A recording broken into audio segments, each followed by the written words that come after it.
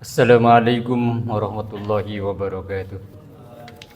Bismillah, alhamdulillah, nusalli wa nusallimu ala rasulillah wa ala alihi wa ashabihi wa mawala amma ba'd.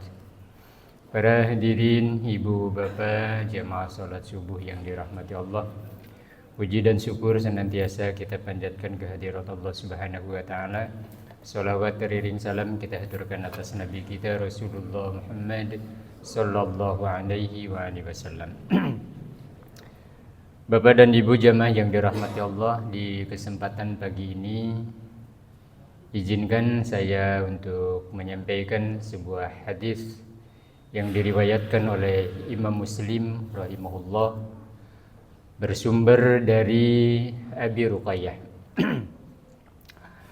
An Abi Ruqayyah Tamim bin Aus Ad-Dari radhiyallahu an anna an-nabiy sallallahu alaihi wasallam qala ad-dinu nasihah.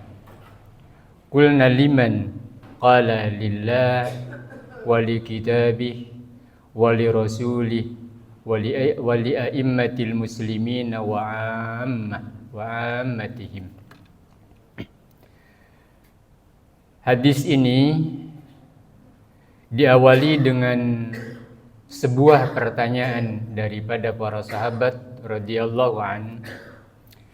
Ketika para sahabat bertanya kepada Rasulullah, "Madin ya Rasulullah?" Ya Rasul, agama itu apa sih? Maka jawab Rasulullah sallallahu alaihi wasallam, ad-dinun nasihah. Agama itu tidak lain adalah nasihat. Kemudian para sahabat mempertanyakan kembali, liman? Nasihat untuk siapa? Maka jawab Rasulullah, lillah, bagi Allah, wali kitabih, dan bagi kitab-kitabnya Allah, wali rasulih, untuk rasulnya Allah, wali a'immatil muslimin wa ammatihim, untuk para pemimpin umat, untuk para pemimpin kaum muslimin dan umumnya kaum muslimin. Sekilas bahwa agama itu pada dasarnya adalah sebuah nasihat untuk mengenalkan Allah sekaligus dengan hak-haknya. Allah sebagai al-ma'bud, zat yang kita ibadahi, dan sekaligus al-musta'an, yang kita minta pertolongannya. Sebagaimana di dalam Al-Fatihah, di dalam suratul Fatihah ditegaskan, iyyaka na'budu wa iyyaka nasta'in. Hanya kepadamu ya Allah kami menyembah, dan hanya kepadamu pula kami memohon pertolongan. Jadi meletakkan atau memposisikan Allah sebagai ilah, di mana tidak ada satu persembahan apapun dari kita sebagai hamba kecuali semuanya kita peruntukkan lillahi ta'ala. Salat kita untuk Allah, puasa kita untuk Allah, infak sedekah kita lillah, haji kita lillah, semua zikir, semua bacaan Al-Quran, niatkan semuanya lillahi ta'ala. Jadi menyembah kita hanya kepada Allah, beribadah kita kepada Allah, begitupun kita menuntut, meminta, berdoa, jangan kemana-mana, harus minta kepada Allah. Idza sa'alta fas'alillah wa idza sta'anta fasta'in billah. Jika kamu meminta, mintalah kepada Allah. Dan jika kamu mohon pertolongan dari Allah. Jangan kemana-mana. Bagi orang-orang, bagi kaum muslimin yang letak tauhidnya sudah begitu mendalam, maka tidak ada kekhawatiran di dalam hatinya. La khaufun alaihim wa lahum yahzanun. Tidak ada takut, tidak ada khawatir. Sebergejolak apapun dunia ini, hari-hari ini kita diguncang dengan peristiwa yang dialami oleh saudara-saudara kita di Timur Tengah. Kemudian timbul kekhawatiran, waduh bagaimana nanti minyak mahal, ekonomi membumbung tinggi, serba susah. Tidak, bagi kaum muslimin, ketika hatinya sudah terkait kepada Allah, nggak ada sesuatu yang akan mengkhawatirkan dia. Allah Subhanahu wa taala tegaskan di dalam hadis qudsinya, la takhafanna min di sultan. Jangan takut. Jangan takut kalian dengan hegemoninya raja-raja, pemimpin-pemimpin dunia yang seolah dunia ada di tangannya. Nggak usah takut. Madamati sultan nibakiyah. Selama kerajaanku masih berdiri tegak, kata Allah.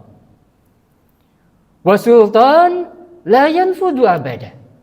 Kerajaanku tidak akan musnah. Maka selama kerajaan Allah berdiri, jangan ada yang dikhawatirkan. Gak usah ada yang ditakutkan, kata Allah. La takhafanna min di sultan. Sehebat apapun raja-raja, Fir'aun masa kini, tidak akan ada apa-apanya ketika berhadapan dengan kekuasaan Allah. Maka sekali lagi, ad-din an-nasihah lillah. Agama adalah untuk pengenalan diri kepada Allah sebagai Sang Khalik, pencipta dan sekaligus yang mengatur segala kehidupan kaum muslimin.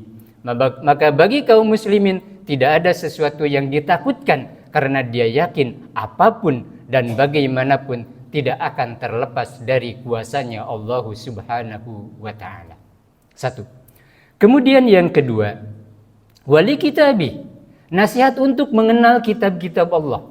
Hidup ini butuh panduan. Hidup ini butuh arah. Dan yang mengarahkan hidup kita tidak lain ketika kita berpegang teguh kepada kitabnya Allah, yakni Al-Quranul Karim. Ingin selamat dunia, ingin bahagia di akhirat, maka pegang Al-Quran, baca, pelajari, dan amalkan. Bagaimana dalam prakteknya? Wali rasuli. Nasihat ketiganya adalah bagaimana kita setelah mengenal Allah sebagai Al-Ma'bud, bagaimana setelah kita mengenal kitab Allah yaitu Al-Quran, maka dalam prakteknya jangan kemudian mengambil perasaan pribadi. Semua harus mengacu kepada sunnah Rasulullah sallallahu alaihi wasallam.